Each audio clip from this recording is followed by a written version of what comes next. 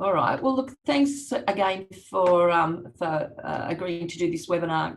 I think this is about number 10 that Council and the Kiama District Business Chamber have supported and brought to you by Resolve Business Coaching, Glenn and Wade. I think they've been fantastic.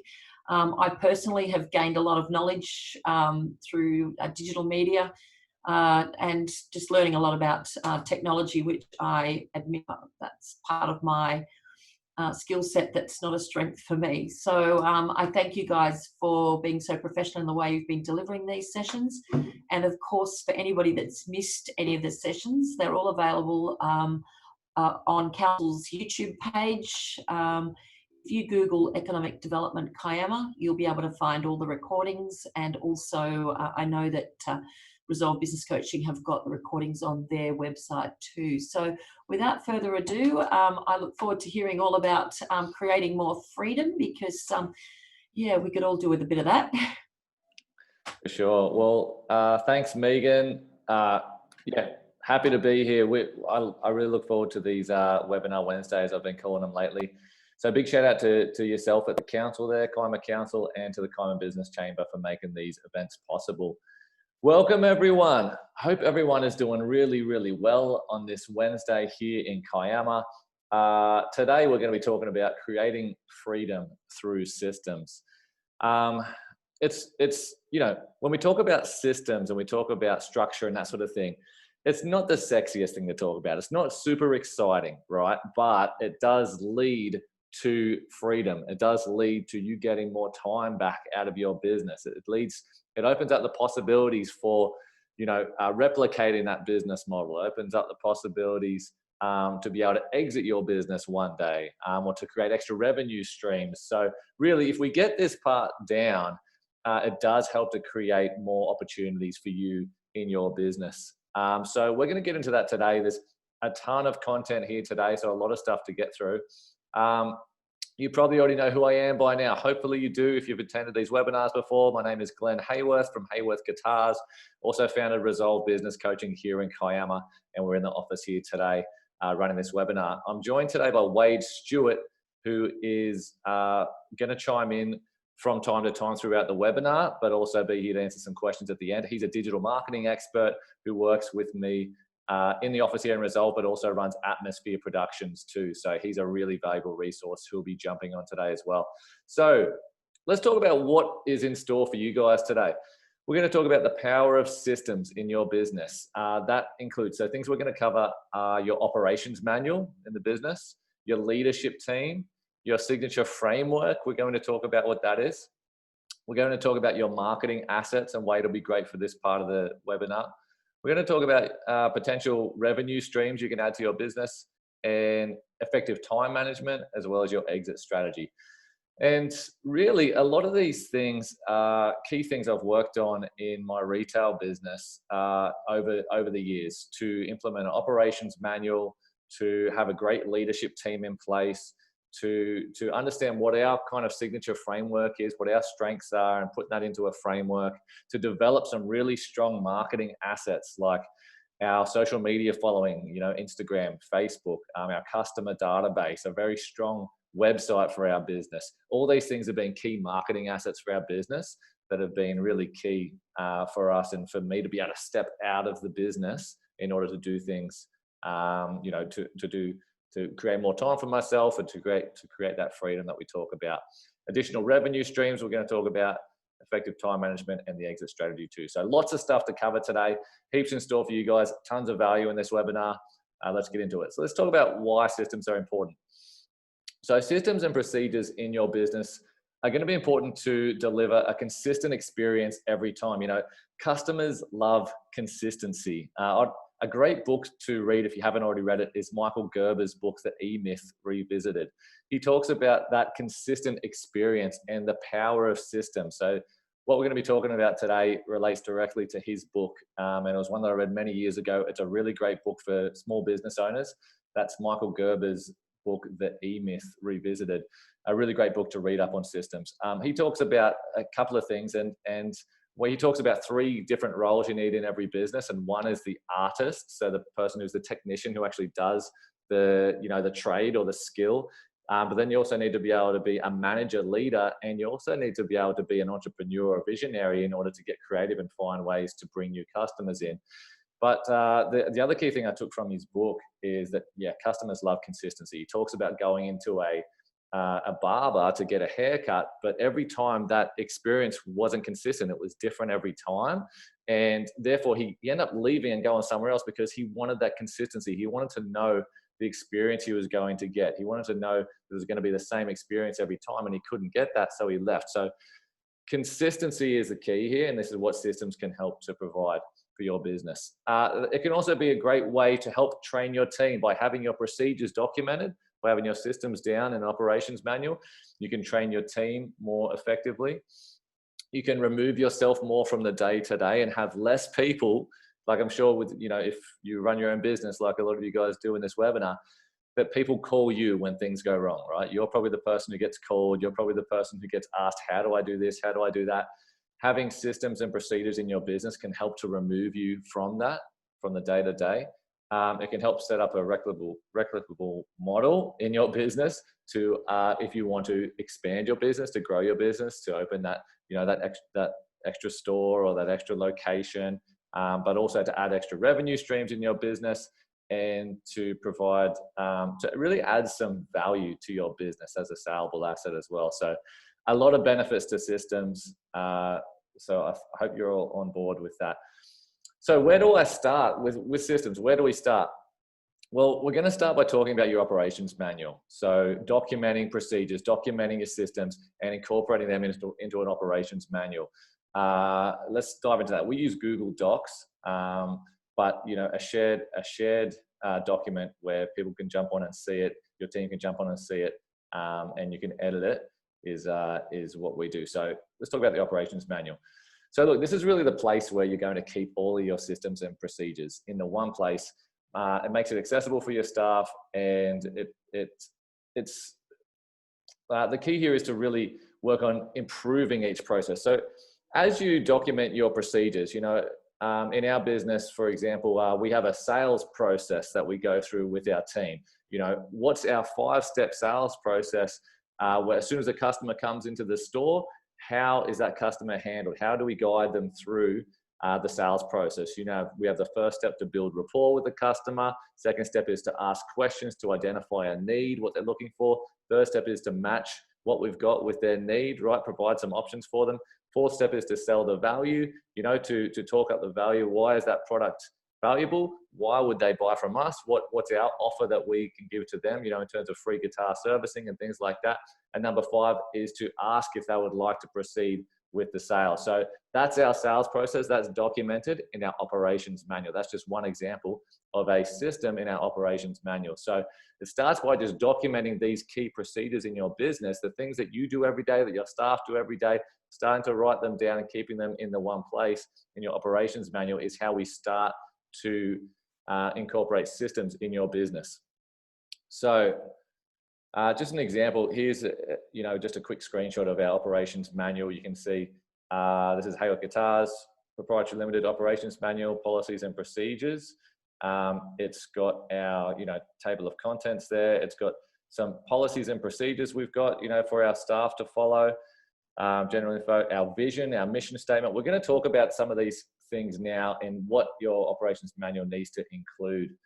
So let's get into that. So key things to include: your company mission statement, your company values, an organizational chart, procedures for key tasks in your business, company policies, staff role descriptions. These areas are a really, really good start. So in order to think about these areas, we need to start to ask the question with the mission statement: why do we do what we do? What business are you really in? And ultimately, what's your objective in your business? And creating a mission statement that is, quite compelling for your team to get on board with, I think is really powerful. Why do you do what you do? What business are you really in? Ultimately, what's your goal that you want to achieve? You're having your mission statement in your operations manual is going to be one of the first things that you want to put in there. You can include some company values. So what do we value as a company? What do we stand for, right? What are our values? And an organizational chart, I think, is really helpful to show your team who they report to directly and what's your role as the owner in the business, so they can kind of see that chain of command, who they report to directly. You might just have a small team. It might just be yourself and a couple of staff, and that's a very easy organizational chart. But if your business has managers in place or other leaders in place, then you want to have your organizational chart down so people can see who they report to. Procedures for key tasks. I talked about the sales process that we have in place. It can be things as simple as opening the store every day, closing the store. What's the process there? Process to ordering stock, that sort of thing in our business are the key procedures that we have in that operations manual. Company policies. So what are the policies for your staff to follow in your business? What are your expectations? And some role descriptions for your staff. So, the key roles in your business, what are the things that they're responsible for in your business, and what are your expectations there? Do you have some KPIs, some key performance indicators for each of those staff members, each of those roles that you can check in with your team on? So what are your staff role descriptions? What's their role? So these are just a couple of the key things that we can start to document and start to put in our operations manual. So with our operations manual, so starting to document these things is very important.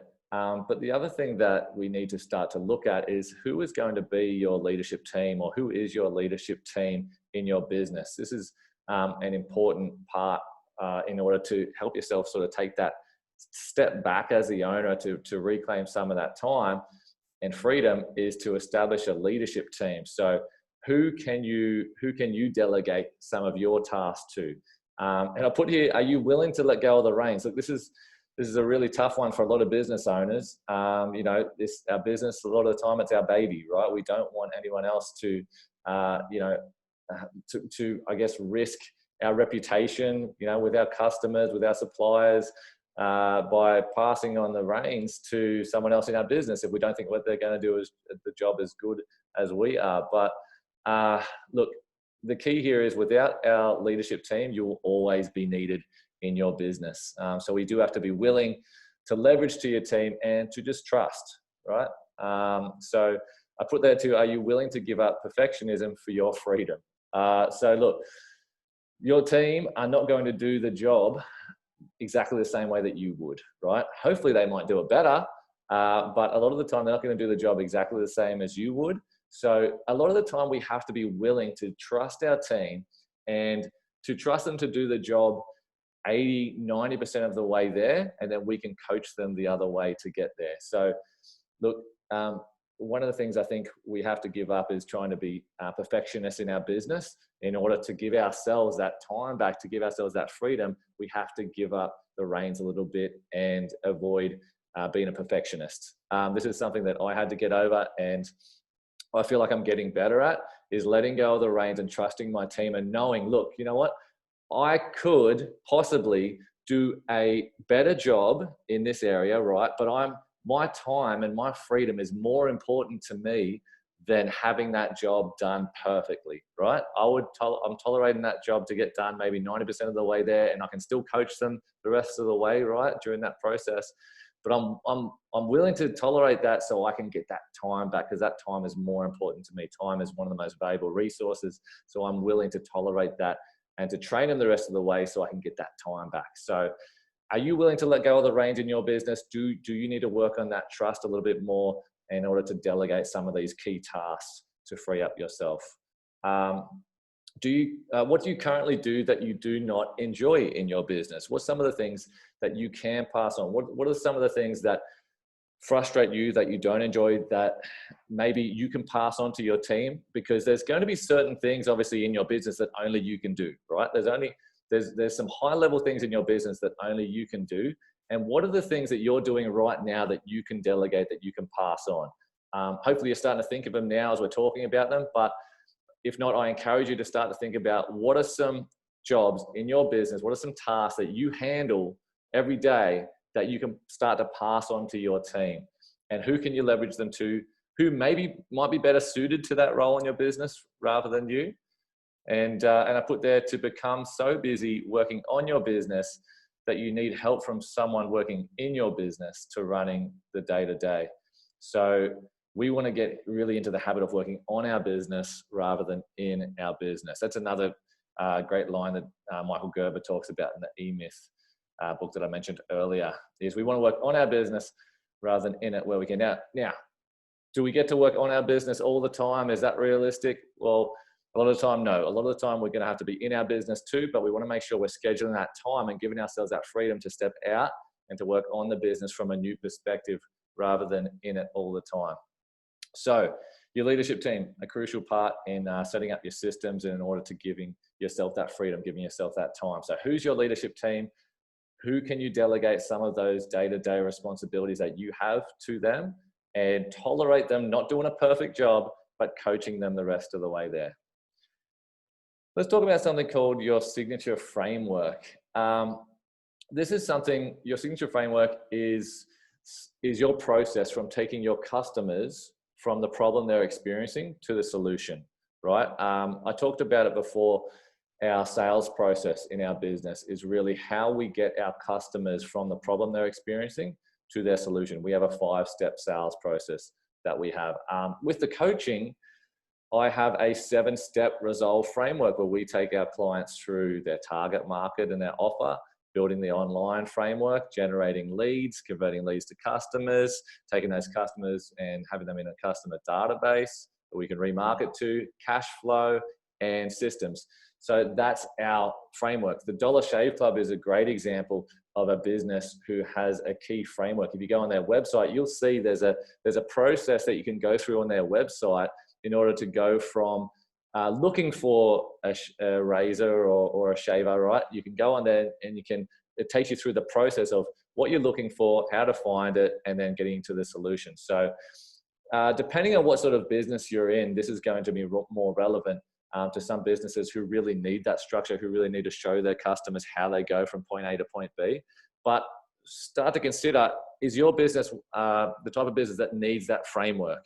And if so, what is your framework? How do you take your customers from the problem they're experiencing to the solution?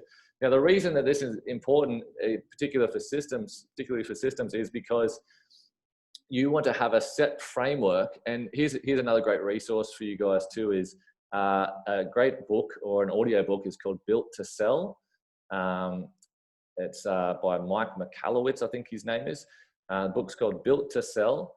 And this is a really great book in describing, it takes a company who, they're a graphic design company, and the guy ends up focusing all of his business on designing logos. So he's stopped doing all sorts of graphic designs, and he's developed a framework on designing logos. And the reason that is important for him is because that he was able to set up a framework so he could train his team, right? So he could step out then and say, all right, team, here's how we do logos from start to finish. And he set up a great structure there, a great framework. And he was able to step out then so his team could do that. And therefore he added more value to his business because he wasn't needed to be involved in the business as much because he had this framework in place. So Built to Sell is a really great resource to check out if you haven't already listened to that book or read that book. So what's your signature framework in your business? We can start to think about that now. The other thing I want to talk about now is having marketing assets set up. Look, marketing assets is something that I learned from a guy called Alan Dibb. He's actually a great mentor of mine. He wrote a book called The One-Page Marketing Plan. Another great resource to check out if you haven't already read that book. If you bump into me in the office here, I've got a whole stack of these books in my office that I can give you one. So drop in if you ever want to do that. But marketing assets, he talks about marketing assets a lot. And marketing assets are really things that are set up in your business which bring customers to you. So you don't have to be the one doing the cold calls, finding customers, emailing customers, chasing leads to bring customers into your business. Marketing assets are these things which are set up, which bring customers to you organically. They're things like a great website, right? In our retail business, our website is an incredible marketing asset because it gets something like, I think it's 1,500 to 2,000 visitors per day, right? Landing on our website. who then will contact us via email, live chat. They might place an order, but that's a great marketing asset because it's bringing customers to us, right? I'm not having to go in the business and call customers up and chase customers and find out new ways to get customers. Our website is doing a lot of the heavy lifting for us as a marketing asset. The other great marketing assets we've got set up is our customer database. We've got set up in our business. So we email our database regularly. And the other things are our social media following. So we've got a great following on Instagram, a great following on Facebook, who follow us, and that is a great marketing asset. They're leads that come to us without having to go out and find them. So I want to talk just a little bit about that in your business. So a marketing asset is an asset which brings you customers and clients rather than you having to go out there and find them. Without having these set up, it can feel like a bit of a grind in your business, right? You might have to get on the phone, as I said, call customers, email potential leads, connect, go out there and find customers without having these marketing assets set up. And I talked about that here. You need to go and find your customers, feel like a grind, and it can make it really difficult. And the key, the reason I brought it up in this webinar is because it can make it really difficult as the business owner to step back if you don't have these marketing assets set up. If you have these marketing assets set up, then it makes it easier for you to take a step back because you don't have to be worried about where your customers are coming from next, right? So life with marketing assets, customers come to you without you having to go out and find them. You feel energized because you get to focus on the things that fulfill you rather than chasing customers. And it makes it easier to step back as the owner. Examples, as I talked about before, a website which is focused on traffic and conversions, has a strong SEO strategy. I hope you tune into that SEO and SEM webinar, last week with Greg. That was so much information that we went well over time. If you haven't, you can jump on resolvecoaching.com.au or Council's YouTube channel there and watch that webinar. We went deep into SEO, but also social media. Now, we've done other webinars on Instagram and on marketing on Facebook, which are really valuable to watch if you haven't seen those, as other great marketing assets. Building a customer database is another great marketing asset. We've done a webinar on building a customer database. And other marketing assets, for example, could be a blog, could be a book that you've written, could be your videos that you're making, could be a podcast, but ultimately something that brings in leads and brings in customers for you. These are marketing assets. If you haven't already, you can jump on resolvecoaching.com.au, go click on resources. It'll be under webinars there, or you can go to Council's YouTube channel as well to watch these webinars that we've recorded. So I'll put here, see previous webinars to develop these marketing assets. So marketing assets, super, super important for you to be able to step back as the owner.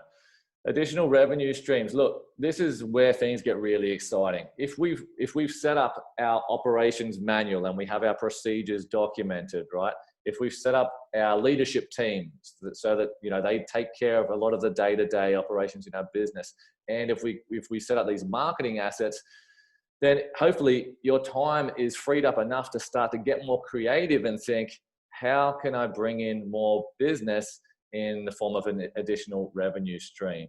Look, as I put here, once we set up the operations manual, the leadership team, if we've got a signature framework, marketing asset set up, we can start to think about an extra revenue stream, right? But this is really hard to think about when you're caught up in the day-to-day. Look, I know what it's like. You get caught up in the day-to-day. All of a sudden, you're in there, it's the morning, and all of a sudden it's 5:30 and it's time to finish, right? You've just been so busy in your business, running your business, that you don't have time to think about an extra revenue stream, right, or how to grow your business. But if we get these things set up, if we get your operations manual set up, your leadership team set up, framework and your marketing assets set up in your business, then you can start to take that step back and start to get creative and think about, where do we grow next? Where's a potential extra revenue stream we can add to our business? So let's talk about this. So the thing I love about potentially adding an extra revenue stream is it can be like a bolt-on business to your current business without a crazy amount of overhead. Because, you think about the barriers to entry for a lot of businesses in order to get a warehouse or a shop front or a space and an office to work from, right? In order to set everything up and get your overheads set up straight away. But if you've already got that space, if you've already got the overheads there, then a lot of the time adding an extra revenue stream, depending on what it is, isn't a massive increase in costs, right? but it can be a big increase to your bottom line. So this is what I like about potentially setting up another revenue stream in your business. So look, this is where you can really leverage on your current customer database and think, what's an extra revenue stream I can add, which ties in with my business. And you can leverage off your customer database. You can leverage off your current marketing assets, being like your website, your social media following, and your leadership team. And the good thing about it is there's something called economies of scale tends to happen. It's what happened for us when we opened our second store. We were using the same marketing channels and everything that we were doing with the first store, but it wasn't costing anywhere near as much. It wasn't like we doubled our marketing expense all of a sudden. We just had to add on, hey, we've got an extra store to our current marketing. So that's where the economies of scale start to happen, is as you grow, as you add these extra revenue streams, the overheads don't grow in the same amount, in the same ratio. So look, I put here, what are your customers already asking you for? I want to give you guys an example of an extra revenue stream we set up in our business. And it's something that our customers were asking us for years, right? And my dad, when he first started Hayworth Guitars, right, the first thing he did was get in touch with some, what you call them, referral generators, people who can send us customers who are looking to buy guitars, right? And they were, a lot of these people were music teachers, right? Guitar teachers in the area would send us students, and we would in turn send students to them, right? But over the years, what happened was we had so many people asking us, do you do guitar lessons? Do you do music lessons? Do you do drum lessons, right? And we would have to say, no, sorry, we don't do that. No, sorry, we don't do that. We just sell musical instruments. But one of my staff members one day said to me, Glenn, do you mind if I do some drum teaching after hours in the drum room, and I'll pay you to use the space? And look, I've got a soft spot for this guy. He was a really nice guy. And I said, look, just use the space. That's fine. Go and do it. In a matter of weeks, he got somewhere around 40 to 50 students coming in, drum students, and teaching them drums just in a matter of weeks, right? And he was teaching these students right up to like 9 o'clock at night. And he said to me, he said, Glenn, why aren't you doing a music school? Why aren't you, offering guitar lessons, And I said, well, I don't know. We refer them to other people and other teachers handle that. And it's not really what we do. And he said, look, you should start a music school. And so we tried it out. I started teaching students. I come up with a basic lesson program, and I started teaching students after hours, right? And I was only able to do that, by the way, because I had a leadership team in place, right? I had a manager in place running the store at the time. I had, the marketing assets working. I had the systems in place in order to step out and say, all right, I've got the time now to put into something else. So I was able to start teaching these students after hours. And of course, it took off. We had so many students come on board at getting guitar lessons. And from then I said, all right, this is working. Let's put in place a music school manager and start to get some more teachers involved with this as well. So that is an extra revenue stream. Now the Hayworth Music School is run across 2 locations and has somewhere around 400 students, just because I had a staff member really bring it to my attention that, Glenn, you should be doing this, that your customers are asking for this. And really, it wasn't my idea. It was the customers were asking us so much for this, and we weren't able to provide it as a service. And I had a staff member start doing it, and it turned out to be a really good addition to our business. And not just for the money side of things, but it's a really fulfilling thing to be able to pass on. We're not just selling instruments here; we're actually passing on our knowledge as teachers to teach this next generation of musicians. So it's a really fulfilling thing for our business as a whole too. So just one example of our customers already asking us. So what are your customers asking you for at the moment that you're not able to provide them? And is there an opportunity for you right now to bring an extra revenue stream into your business by providing another service? So what are your customers already asking you for? Can you offer a new service in your niche? What is a service your customers already want? And where are you sending your customers? Are you having to send your customers away and say, sorry, we don't do that. Sorry, we don't do that. And is there an opportunity for you to start an extra revenue stream in your business? I really like to use that as an example because, as I said, I wouldn't have been able to do that, to set up that music school, if I didn't have the systems and procedures set up in my business in order to give myself that time to step out, right? So It was because I had the operations manual set up, the leadership team set up, and the marketing asset set up. The website was running. We had the social media following, that I was able to step back and say, all right, guys, I need some extra time to focus on this music school now. Let me build this now. I wouldn't have been able to do that if I had been in my business 24/7. So this is the power of systems. This is the power of being able to set up an operations manual, to set up your marketing assets, to set up, you know, those key procedures in your business and your leadership team, so you can step out and work on these things and work on growing your business. So very, very valuable information here today. And I want to talk about now, I've already given you guys the example of the music school, but just for you guys to start thinking about, where is the opportunity for you? What do your customers already ask you for, which you aren't providing?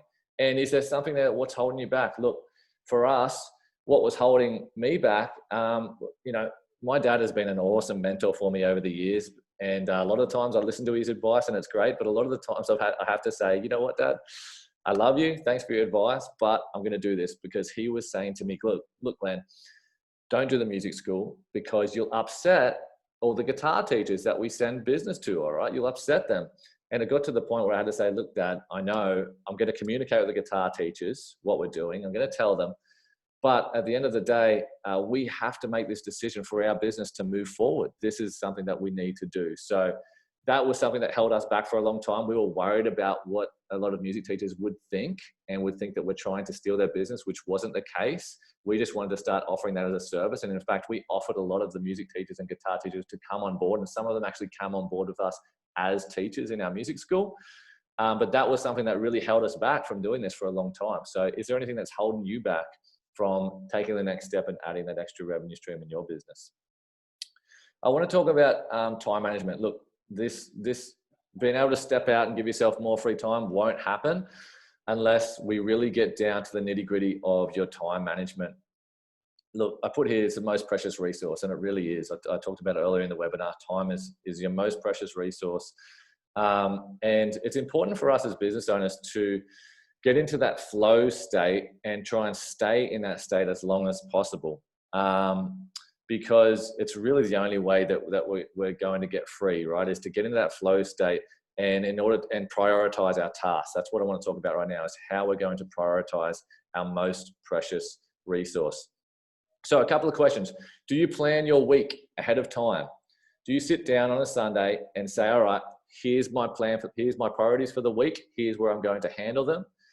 Do you plan your day the night before? Do you get your diary out and say, all right, it's Monday night. What does my Tuesday look like in my diary? Where am I going to handle these things? What are my priorities, right? And do you actually write them down? Do you prioritize your tasks? Do you put the most important things first to tackle for the day? Do you have a schedule that you follow, right? And do you set an end time to your tasks during the day? Do you have an end time where you say, all right, I'm going to do a meeting now with this person and I'm going to allow 20 minutes, or I'm going to allow 30 minutes, right? Or I'm going to sit down and work on, maybe the procedures in my business, the systems, for example, and I'm going to give myself 20 minutes to be able to do that. So do you set an end time? And if not, I want to encourage you to start thinking about these things. Taking your diary and saying, all right, what does my week look like on a Sunday afternoon or a Sunday night or sometime over the weekend is incredibly, incredibly important to get the most out of your time, right? Scheduling your time every single Sunday. Just to give you an example, I'm not saying this to try and impress everyone here, but I want to just share what I do here. Every single Sunday, I'll sit down with my diary and I'll write down my week, and I'll start to plan out how my week looks. I know this is just like, this is old school, by the way. Wade is probably going to chime in, and he doesn't use paper as much as me. He's on the digital side of things. He uses, Google Calendar and that, and I still have that stuff too, but he's really into, scheduling on his Google Calendar. But for me, I like to write stuff down. So every single Sunday, I'm writing down what my week looks like, but then every night before, I'll actually pull up that day and say, all right, so for Thursday, here's my priorities and here's the time I'm going to do them, right? Here's the schedule I'm going to do them in. So do you do that with your time? And if you don't, I encourage you to start scheduling your time and being very smart with it because your time is so precious. As a business owner, we have to be smart with our time. We have to manage it correctly. So sitting down on the weekend and planning out your week, but then also planning out your day and prioritizing your tasks and actually working out when you're going to do those tasks. And if you don't do that, then it becomes very hard to fit in the extra things. Things like this webinar, things like the systems that we're talking about here. In order to implement the operations manual, we really need to schedule it in, because as Tony Robbins talks about, when you dream about it, when you talk about it, it's a dream.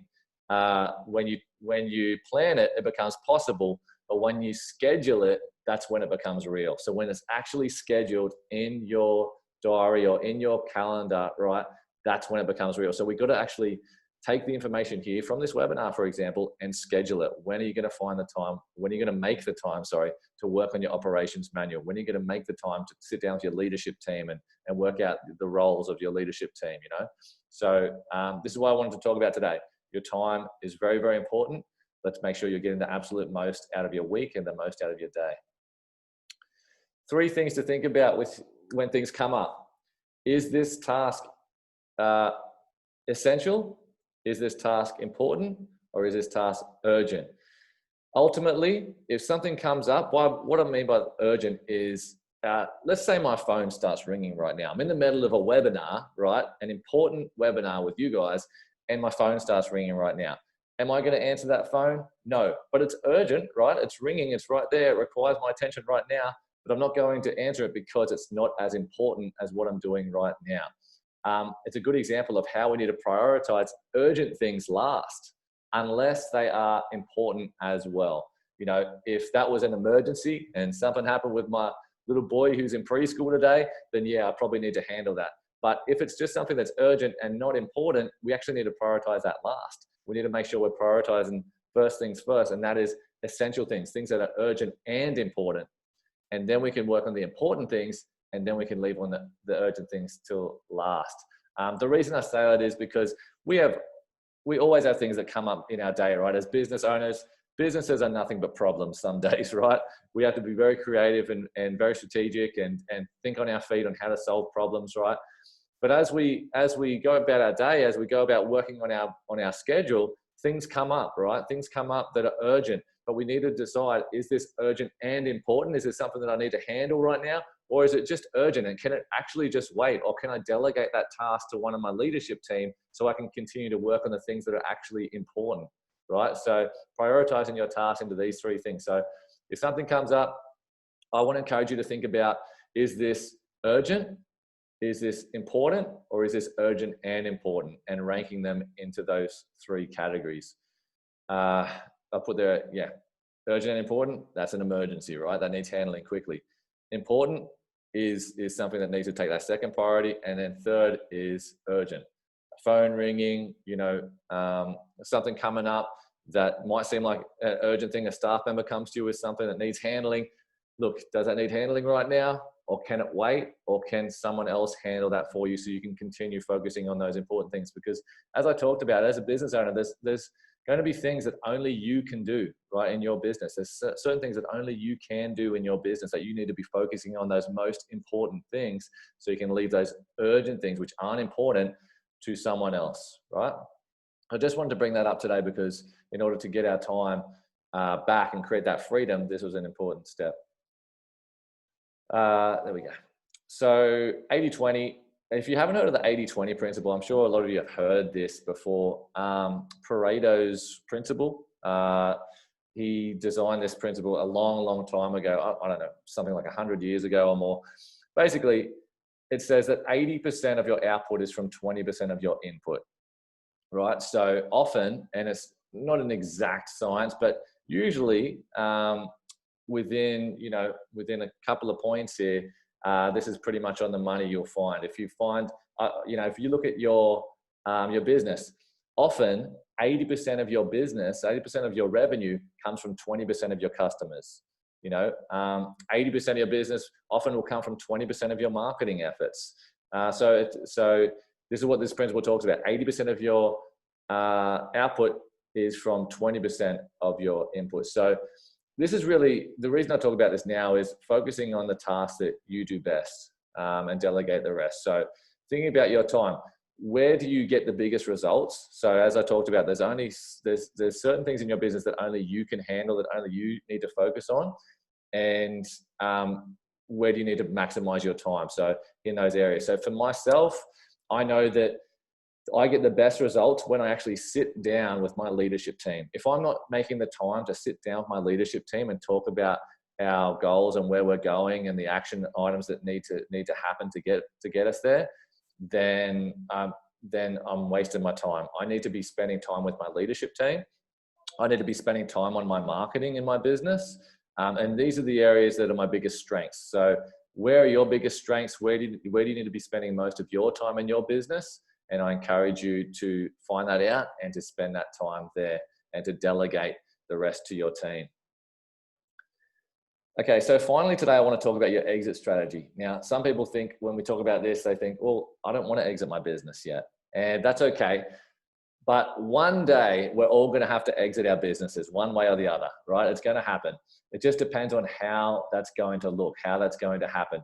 But if we can start with the end in mind, so to speak, if we can start to plan how that might look, then we can start to really set our business up for that day when it comes, right? So let's talk a little bit about this now, your exit strategy in your business.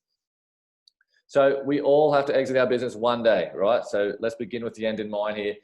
And the purpose of this, of why we need an exit strategy, is because it gives us focus and purpose to a lot of our business decisions. If we can think about, hey, ultimately, look, here's where I want to go with my business because here's how it needs to look, then it helps us with those key business decisions that we need to make every day. It helps us to keep the value of your business as a top priority and to plan now so that you can reap the rewards later. If we do the little things right here, and by the way, things like an operations manual, in setting up your systems in the business, your leadership team, your marketing assets, those extra revenue streams, all these things that we talked about adds to the value of your business. If we can start to do those things now, then it's going to be a lot more valuable down the track. And look, some of you might be thinking, look, I'm going to pass my business on to my kids one day, so I don't need an exit strategy. Well, look, trust me, I speak from experience here, being in a family business. Don't give your kids a bundle of stress, right? Let's make sure it's set up with systems and you aim to have an exit strategy for your business so that it's ready. When you're ready to finance your kids in, or finance that family member in, or pass it on to your kids, however you're going to do it, make sure your business is ready and you're not passing on a bundle of stress, right? It's set up with these systems that we talked about. So really important to start thinking about your exit strategy. Even if it's 10 years, 20 years, 30 years down the track, starting to think about it now can really help to set yourself up for success when that day does come. And eventually it will come for all of us one way or another. So look, where do you start? Well, this is where we can kind of bring it back to our marketing that we talk about and thinking about who is your target market, right? Who would actually buy your business, right? Would it be a competitor? Would it be a staff member? Would it be a family member? Would you just put it on the open market? Would you take it public? And what needs tidying up in your business to get it ready? Where can you add the most value to your business, and what does your business need to look like? Look, a good place to start is to think about who would buy your business and what does it need to look like in order to get it there. And look, this is a good start. If you're looking to refine your operations in your business, your systems, procedures, have your marketing assets set up, have your leadership team set up to take yourself out, because really ultimately, no one wants to buy a job, right? No one wants to buy a business that requires the owner to be in that business 7 days a week, right? They want to buy a business which is set up with operations, with systems, with a leadership team, right? With marketing assets set up so that it's an actual business, right? And it's running well and doesn't require the owner to be there all of the time. Some people might want to buy a business like that. Yeah, sure. But it's going to get more value if we can actually set up these systems, procedures, and take ourselves out of the day-to-day. So start to think about, what does your exit strategy look like? Who would buy your business one day? And how does it need to look in order to get there? Look, we've talked about a lot of things today. I just want to do a recap here. We talked about why systems are important for your business. Your operations manual. Look, I would encourage everyone, if you haven't already started an operations manual, if you have, great, kudos to you. Go back and refine it. Where do you need to improve it, right? Where do you need to add some more procedures and systems to that operations manual? If you haven't started one yet, I encourage you to start just a Google document and start to document those key procedures, those key systems in your business. What are the things that you do in your business? What are the things your staff do? And start to document them and put them in an operations manual. Your leadership team. If you haven't nominated a leadership team, if you haven't got that right-hand man or woman that you're able to count on, to delegate to meet with and talk about where the business is going and some of the more high-level things, and have a manager in place, I encourage you to start thinking about that. Maybe start having some conversations with your current team and maybe testing some of them out by delegating more of those things that you really don't enjoy, or they aren't your strength, or there's a waste of time for you, or they feel like a waste of time. Where can you delegate those to your team? Who can you delegate those things to in order to help yourself step back, in order to help to start to establish a leadership team in your business? What's your signature framework, right? How does your process look? Taking your customers from the problem they're experiencing all the way through to the solution. Is it a sales process that you take your customers through? Is it a framework where you need to paint a picture of how to get them from point A to point B? We've talked about a couple of good resources. One is Built to Sell, as a great book to listen to or to read in this area when it comes to your framework. But also Michael Gerber's book, The E-Myth, is another great one too. Marketing assets. If you haven't watched our previous webinars, I encourage you to go and do that. As I said, you can jump on the website, resolvecoaching.com.au, go to resources there. Council's got them on their YouTube channel as well. But look at setting up these marketing assets in your business. Your social media following, a great website, making sure you've got a customer database there as well, are a couple of key things there when it comes to your marketing assets. And then we can start to look at, okay, is there an opportunity to add some extra revenue streams in your business? Where can you add, an extra offering, where you can tap into your marketing assets, where you can, leverage off your customer database, your social media following, your website, use these marketing assets to promote this extra revenue stream, which often, as I talked about with the music school for us, we didn't have to really pay any extra rent. We just used the space that was already in our building and just built some rooms there. We got the council, we got the DA approval to be able to teach lessons there. And we just had to build some rooms. So we didn't have to pay any extra overheads really, apart from the cost of building some rooms in our business. So where can you add an extra revenue stream in your business? Start to think about that. Maybe there's some opportunities. Maybe you got the cogs ticking now just from this webinar. You can write those down and start to action that. Managing your time as a business owner, talking about your priorities. Is this thing urgent? Is this thing important? Or is it urgent and important? And prioritizing the most urgent and important things for you. And your exit strategy. How is it going to look? How does your business look? How will you exit it one day? Who would buy it? What does your business need to look like in order to get it there? And I think that just by starting to work on your systems in your business, these things we talked about today, is going to help it get add value to your business and get it to the point where it's ready for that step, when you're ready for that one day. So some great things that we covered today. I hope you got a lot of value out of it. We are going to stick around for a little bit now. Wade and myself, Wade can, I think is around, so he can chime in as well. He's got a lot of value he can talk about too in this Q&A. If you've got questions for us, I encourage you to fire them in the chats there. And I'll throw it back to you, Megan. Oh yeah, by the way too, sorry, just really quick. If you want to get in touch, there's my email, there's Facebook, there's Instagram, there's our website. You can jump on that website and watch the other webinars. I'll check out any more resources there too. I'll throw it back to you, Megan. Excellent. Thanks so much for that, Glenn. Well, that was fabulous. And so many points in that presentation just resonated, especially about the effective time management. I think we're all very guilty of running around trying to do too much and then getting very little achieved.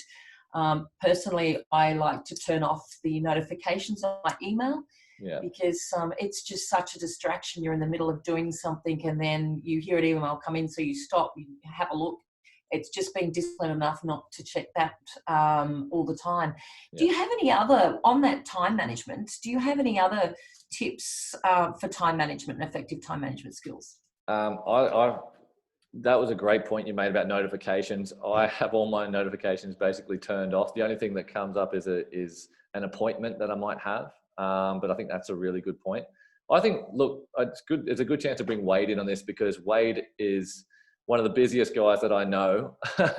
he uses all sorts of different tools for his time management. So maybe you can jump on here, Wade, and tell us what you do in this area. Yep. Look, the main thing that I like to do is I use Google Calendar pretty religiously, and that's how I manage my team as well. And what we like to do is just schedule out blocks of time to do these tasks. So even if we think it's not a particularly big task, we'll still schedule out that block so it's like a real time allocation for it. And it's not to say it's going to stay in that time the whole time. We can move things around as long as it sort of fits our priority list. But yeah, that's what I found, is that using Google Calendar so everyone can see what everyone else is doing, and scheduling those blocks out, even, you know, it might be as little as 15 minutes for replying to emails and that it's all there, so we can all see what each other's doing, so we don't interrupt each other as well. Yeah, and the other thing I like that you do, Wade, with your team is you'll actually have them work to timers. Yeah, so they'll actually start the clock when they start working on a task, so you can see how long it takes them. Yeah, we use Xero for our accounting, but we use a plugin to Xero called Xero Projects. And what that allows us to do is actually forecast how long we think it's going to take to do a particular job and tasks and stuff like that, and we can allocate time to it. Then the guys can just jump on, and it's literally an app on their phone which has got a stopwatch on it, and they just hit the stopwatch to start the task. They'll do what they need to do, and then they'll hit the stopwatch to complete it, and then that time will be allocated to that particular task within a project. So we know exactly what things are, how long things are actually taking us, so we can get a better idea for the next time we go to quote a similar job. Well, actually, we forecast 4 hours, but it only took us 3 hours, or vice versa. If it runs over, we'll know next time that we need to allocate more time. But yeah, it's a plugin it costs about $10 a month in addition to Xero, called Xero Projects. And I've got all the guys logging in separately. And as I said, they can use a stopwatch, or if they forget to do the stopwatch, that's not the end of the world as well. We can go in and retroactively like assign or allocate the time to that task. Yeah. Excellent. Does anybody else have any questions? There was so much content included in that webinar. That was fantastic. And I guess it's about also finding the time to plan things like your Facebook posts and any Instagram posts, or also having a targeted approach to those types of things. Wade, do you have any suggestions regarding that? Yes, absolutely. So what I was going to mention about these marketing assets as well is that you kind of want to make the content, where possible, as evergreen as possible. So what that means is that it's not dated to be in like a particular time. It's something that's going to be good for like good value for the person consuming it for a long period of time.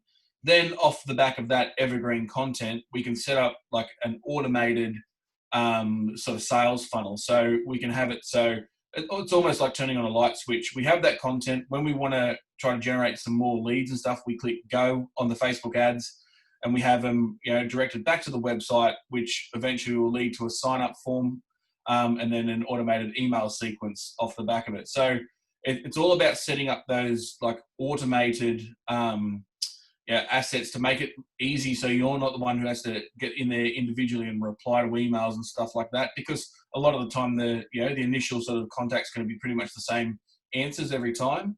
And just on the social media stuff, is that what we like to encourage is people batching their content and their posts all in the one time. So actually, again, schedule some time to do it, because if you don't schedule it, you're going to wake up every morning and go, oh no, what do I need to post today? You actually schedule maybe the next week, 2 weeks, or even like a month in advance of the things that you'd like to put out there. You have it all created and you have it ready to go. So then there's a few ways you can go about it. You can either like set a time each day to post it out manually, which I would definitely recommend for Instagram, because I found most Instagram automation software usually fails to post, and it's quite problematic.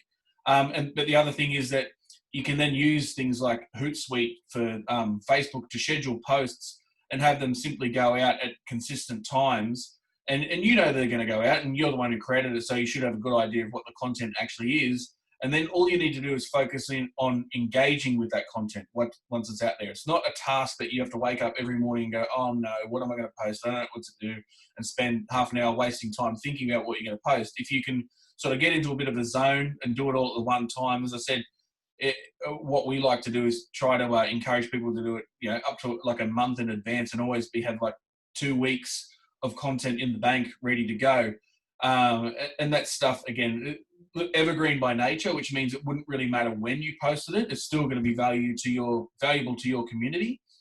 But then, you know, obviously things come up, and that's the beauty of social media, is that things will come up in your world, in your niche, and that are applicable to you, and you can share and leave your 2 cents on that. It's not to say that you still don't do that as part of your social media strategy. It's just the original content generation. If you handle it in batches and schedule it out for release, it's going to make life a lot easier. Yeah, that's I'll just jump in there too. So that's something that Wade, you came on board with Haywork Guitars a couple of years ago when I started really going hard with Instagram, and you encouraged us to do that, and that helped a lot in you know, getting all your content together and using that same content over multiple channels, and creating a schedule of when you're going to get the content together, when you're going to do the video, when you're going to go live. To have a schedule there on how that's going to happen, just make sure that it gets done. I mean, I know that every Tuesday, Thursday, when I go to the Wollongong store, my guys know, Ryan knows he's ready. That's when we're going to go live. I know that every day that I'm in the shop there, I've got scheduled there when I'm going to get photos of guitars, and it's scheduled in so that it happens. So yeah, creating a content schedule, super, super powerful. Yeah, and I've just got to also say, even though I work for council, I'm in a very small team of one. And just through using scheduled MailChimp mail outs for events means that even when I'm on holidays or on leave, I can be automatically sending out reminders for upcoming events, so that while you're away, registrations can still occur, and you come back from leave, and all of a sudden you've still got registrations, and the business continues, even though you know, you've been on leave. So that's just a small example of how that creates freedom by just utilising that sort of technology. I'll just say on that as well that automation is an amazing way to go about things, and it can be really, really handy.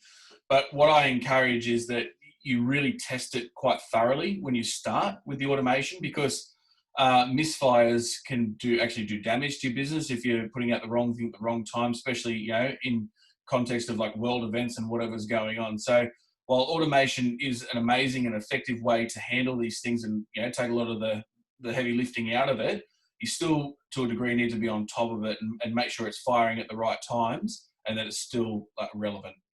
Yeah. Good points. Absolutely, absolutely. So was there any more questions? Anyone have any questions for the guys? Because I said there's such a lot of great content there, and a lot of key messages. I, for one, am going to go out and buy those books. I think I've actually read the one-page marketing plan by Alan Dibb, but the other two I haven't read those before. So yeah, a lot of good content there. I'll actually send out those links. Those book titles also with the links to that presentation too. So yeah, good idea. Yeah, excellent. And no other questions? No? I think that's good.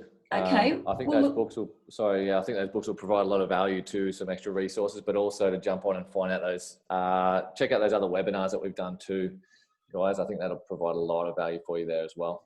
I've got one more question. It's for Kirsty. I see, Kirsty, you're logged in, and I hope you don't mind me putting you on the spot. Kirsty Wishart has Starfish Education in Kiama and posts a lot of great content on Facebook and Instagram, a great little video clips of products.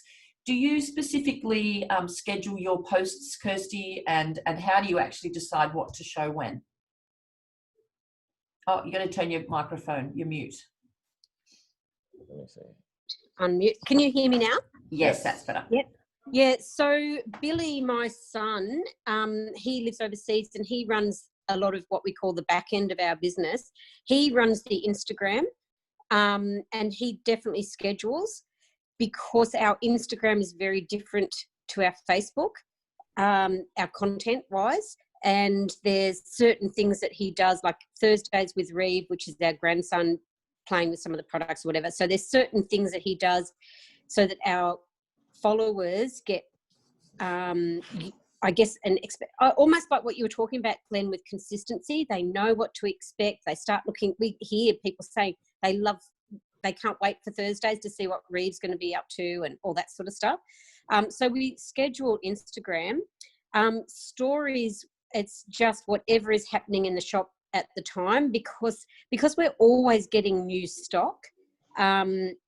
Where we put that straight up on Instagram, and some of my staff are hilarious and they're always up to antics. So we put that up as well. So we see stories as being a little bit like entertainment. But Facebook, oh, you guys are going to have a heart attack. We don't schedule Facebook. And my reasoning behind that is a lot of our stock, we don't have large stock levels in terms of warehousing. So if we've sold out, I can't be promoting that on Facebook. When new stock arrives, we're putting that straight out on Facebook. And because I follow a lot of education and disability type pages and content, when something comes up, I've always got something to share. I don't ever stop and think. I don't ever worry. And if I can't find something that I think is good quality, then I don't share it. I just don't share anything. So I'm probably pretty disappointing with Facebook. Yeah, but I think you've got to do what works for you too, Kirsty. I think if it's working for you, great. You've got to create an environment where you can sustain this. It's all good and well to for us to say, look, you have to post this amount, but if you can't sustain it, then there's no point, because you need that consistency. So whatever you need to do to sustain that in your own environment, with your own time management, your own scheduling, I think you just need to do what works for you. Yeah, I think too what you were talking about, basically an exit strategy, that is not the way that, because I do our Facebook, the way that is running is not going to facilitate an exit strategy. So it's something that we're going to have to look at down the track. Yeah, for sure. It sounds like Instagram, you're already doing a great job, and maybe just taking that same model and maybe, you can alter the context a little bit here and there as well, the content, sorry. But, if it's already working on Instagram, then a lot of the time with our posts, I'll take that same post on Instagram and I'll do the exact same post on Facebook, but I'll just change the wording up slightly, remove the hashtags, maybe put a link in there to the website. So just change it slightly as well. So. Yeah. What's your thinking on that? Because some people that when I've done courses or whatever, they say, do not post the same content on Facebook and Instagram. What's your thoughts on that? Oh, personally, I'm sure Wade's got his thoughts on it too, but personally, I post the same content 80% of the way there, and then I'll change it slightly. So I'll change the wording a bit. I think a lot of the time, I don't like it when you see someone who's obviously copied something from Instagram to Facebook and there's all these hashtags. It's obviously meant for Instagram, but if you change it in a way that change the wording up and make sure it's formatted right for Facebook, then I don't think there's any problem with that, as long as that's your market, as long as it's because Instagram is a bit of a different demographic to Facebook. But for me, it works to do the same type of content on both. It's just I'm hitting a different market, as long as it's formatted right for Facebook and it's formatted for Instagram. So for me, it works. You can have these back. Yeah, I agree with that. Write it on, and that one's paid. I've just done them while I was sitting here. Hold on a sec. I don't need those now. I've got to find out. Yeah. You can have those. Oh. Hold on. There we go. Sorry, Wade. Yeah, I was going to say, I 100% agree with, look, as long as it's still relevant to the people on Facebook, then it can be copied across. But when it's a dead set copy with all the hashtags and stuff like that, that's a bit of a giveaway that it's become straight from Instagram. And what Glenn does by changing up the copy around the text is the way to go about it. It's the most effective way to sort of repurpose that content across both. But as long as the people on Facebook are still going to get something out of it as well. If it's like totally irrelevant to, talking to a completely different demographic, then it's not going to work. But yeah, if it's going to work on both, then what you do, bring it across, change the copy and make sure the formatting's nice and it'll be fine. Yeah. Because, okay. Yeah, thanks for that. Ultimately, you don't want to, I don't want you to stop to not do any Facebook posts just because, you're worried about having the same kind of content. I personally would rather you to see it go up, and even if it's only, it doesn't have to be perfect, but as long as it's up there, I think is a good start. And as Wade said, as we talked about, just making sure it's formatted for Facebook and doesn't have all the hashtags and everything on it. I think that's fine. Yeah, and in terms of like setting up like a bit of a system with it, what I'd probably recommend as well is that use your Instagram stories as a way to sort of determine which products resonate the most.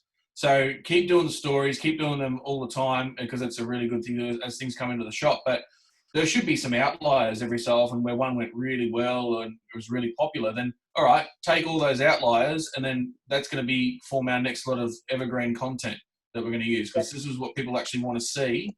So give more of what they want to see. Okay. Thank you. Well done, Kirsty. Sounds like you're doing a great job. Oh, yeah, I've got a few people to follow now, haven't I? Excellent. All right. Well, how about we wrap it up there? That's been fantastic. Great content. And thanks, Wade and Glenn, for an excellent presentation. And thanks, Kirsty, for your input as well. So, guys, you're going to do a bit of a Q&A on your Facebook page when we finish here? We aren't today because we've actually got a client meeting straight up. So, but you can reach out if anyone's got any more in-depth questions. Shoot us an email there. We'll get in touch on Facebook or Instagram, and we can respond that way. Excellent. Okay, thanks so much again, and thanks for joining us. Our last webinar for the month will be Monday, our financial wrap-up. Leanne Mitchell of Numbers Count will give a bit of a wrap-up on what's happened for the month and things of financial importance, but hopefully by then you would have had all your tax minimization strategies put into place. So that's Monday at 10 o'clock. And we watch this space. We have to plan our July webinars, and I'm sure we'll have more interesting topics coming to you next month. So thanks again. And we look forward to seeing you again.